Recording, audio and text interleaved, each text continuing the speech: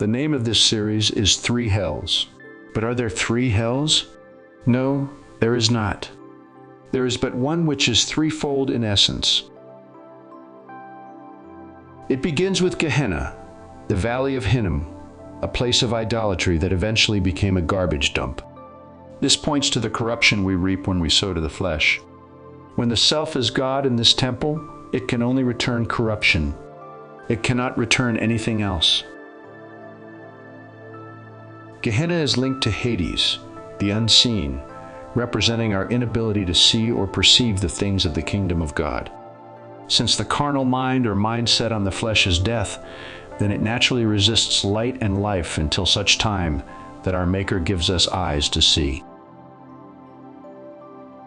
Last, we find Tartarus, or chains of darkness, which easily connects to the idea of idolatry, corruption, spiritual blindness, and death.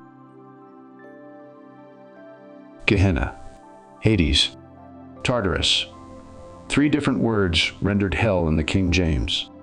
For this reason, I can appreciate the Concordant Literal New Testament, where each word is rendered as Gehenna, unseen, and Tartarus, respectively.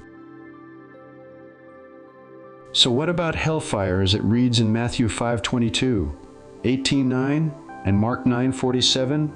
Also referred to as everlasting fire in Matthew 18:8, 25, 41, and eternal fire in Jude 1:7. The Concordant Literal renders hellfire as the Gehenna of fire, and everlasting fire and eternal fire as fire Eonian. The fire of Gehenna is separate from Gehenna itself. In part 2 of this series, I proposed that this fire is the all-consuming fire of God's light, life, love, and grace in contrast to our corruptibility. I stay with this idea, but let's go just a little deeper. In Matthew 18:8 and 9, Jesus identified the everlasting fire as the fire in Gehenna of fire. In the only other place where the phrase everlasting fire is found, we read the following in the Concordant Literal New Testament. Then shall he be declaring to those also at his left, "Go from me, you cursed, into the fire Eonian, made ready for the adversary and his messengers." As you see, I've bolded 3 key words and 1 key phrase in this passage. To emphasize, fire Eonian refers to the fire in Gehenna of fire. Fire Eonian might be better described as the fire that is relevant to the age or eon. Our passage in Matthew 25:41 is part of the Lord's teaching on the parable of the sheep and goats, referring to our charitable actions, or the lack thereof. And what gets in the way of these charitable actions if not pride, the inordinate love of the self?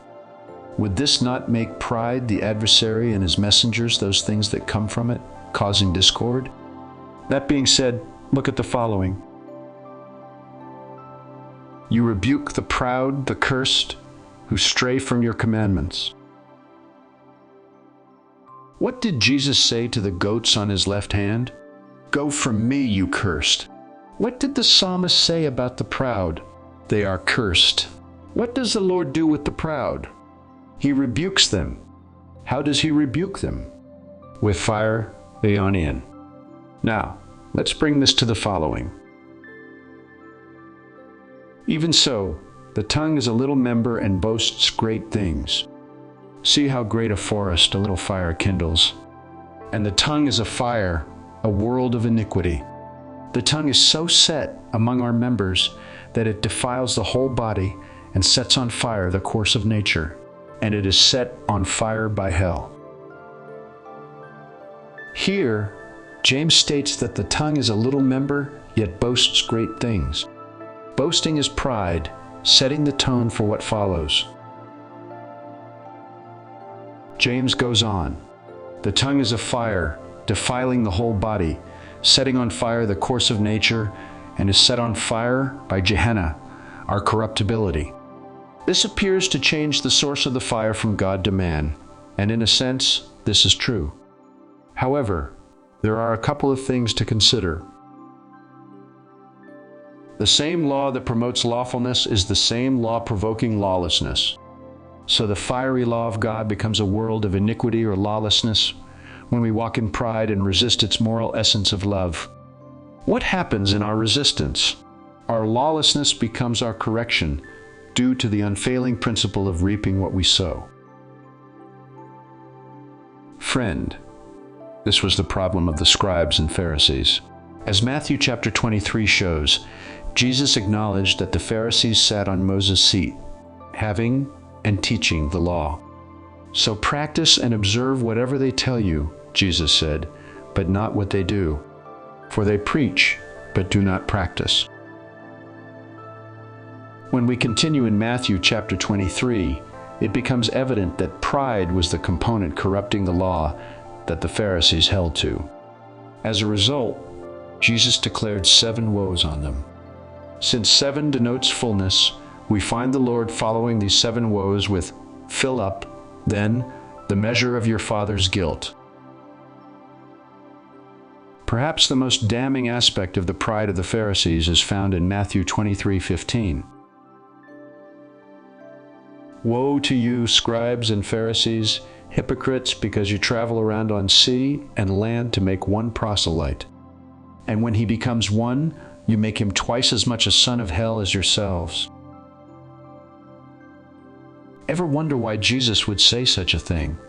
Did you notice that Jesus spoke of Gehenna as a present reality and not a future event? And what prompted the Lord to declare this difficult truth?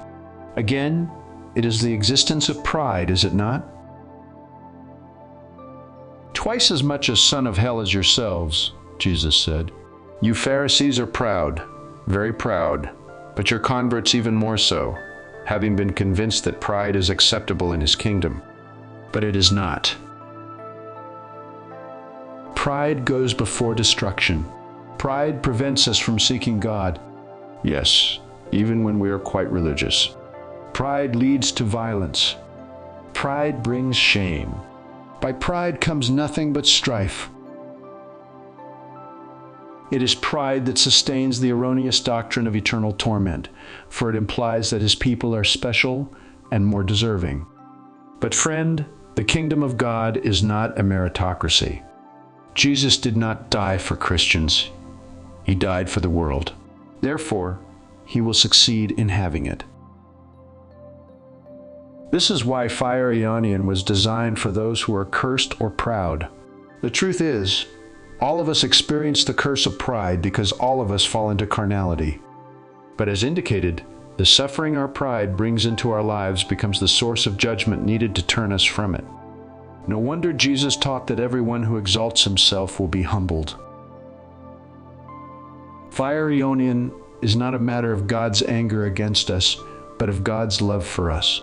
Remember, fire is not a substance, but a process. So this fire denotes the ongoing processes of light and life, transformative in its essence. He is consuming those things in us that prevent us from knowing life. At this point, I will close this study. But before I close this series, I would like to revisit the lake of fire and the idea of torment. I would also like to consider the parable of the rich man and Lazarus. Thanks to every one of you who are part of Grain of Wheat Publishing. Please feel free to leave your comments, suggestions, etc., or subscribe to my channel. May God bless each of you in your walk with Christ.